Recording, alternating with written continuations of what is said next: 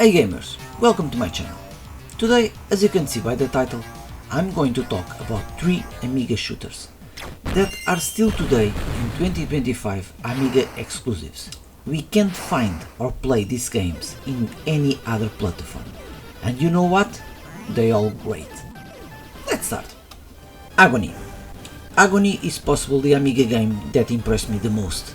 The 2D graphics with the movement in the background, the gothic setting and the amazing soundtrack blow me away. This game impressed me so much that I almost didn't need to play it. Just seeing my childhood friends playing this masterpiece was enough for me. Even before the game starts, listening to the intro music was better than playing some games. The true reasons that Agony isn't my favorite shooter in the Amiga is because the lack of animations in the boss. The development team was very lazy in this department. Please look at these 2 bosses. They don't have a single animation. The first boss, when I saw it, I didn't get it, if it was a boss, an enemy or a background graphic, because it don't move at all. And the second reason is that, as you can see, when we hit the enemies, they don't shine or change color. Again, the lack of animation almost killed this game. But despite these 2 flaws, the gameplay is great, as well as the enemies. The music fits the game involvement very well, and this is undoubted a great unique game that I strongly recommend it.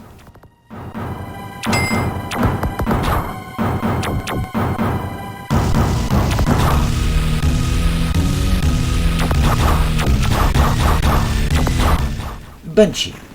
Banshee is a vertical shooter such as Swift or Ikaruga.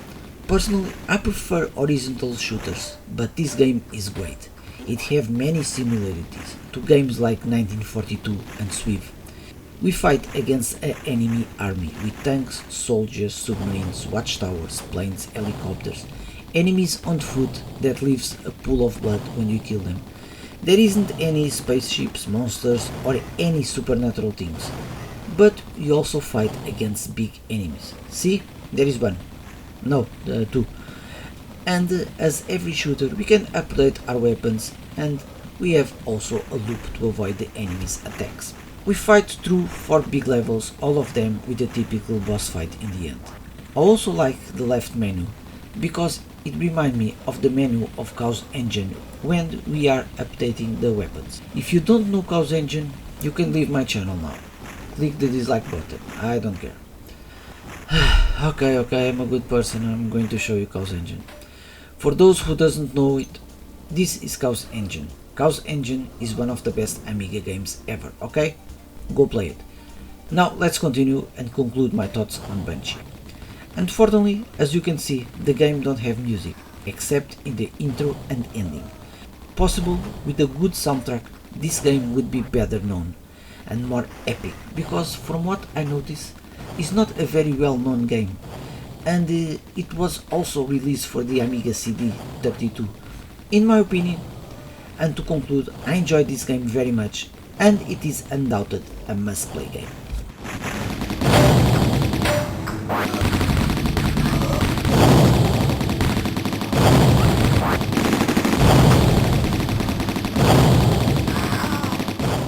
Apidya. So I saved the best for last.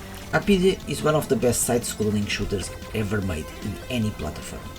I fell in love with this game as soon as I saw it, because it reminds me of the arcade game that I played a lot when I was a kid, in Sector X. And yet my favorite side-scrolling shooter in the Amiga is Silkworm, because of the different gameplay between the helicopter and the tank. I admitted that Apidya is a better game overall.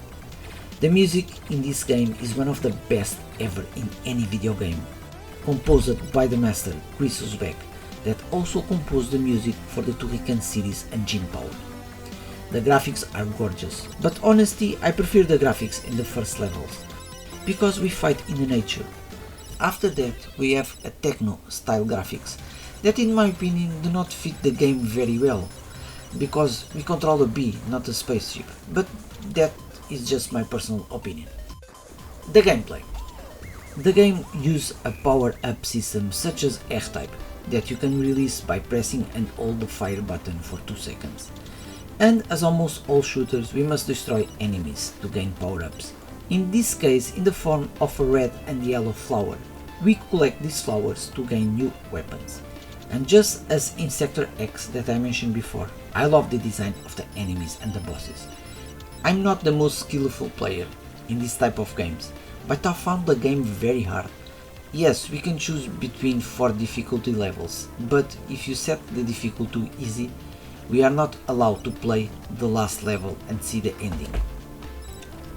Of the 3 games I mentioned, this is perhaps the most popular, and it deserves it, because it is a brilliant game.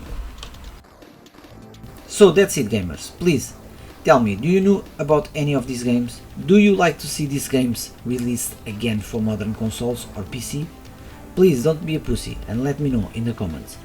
As always, I hope you liked this video and I hope to see you in the next one. Take care.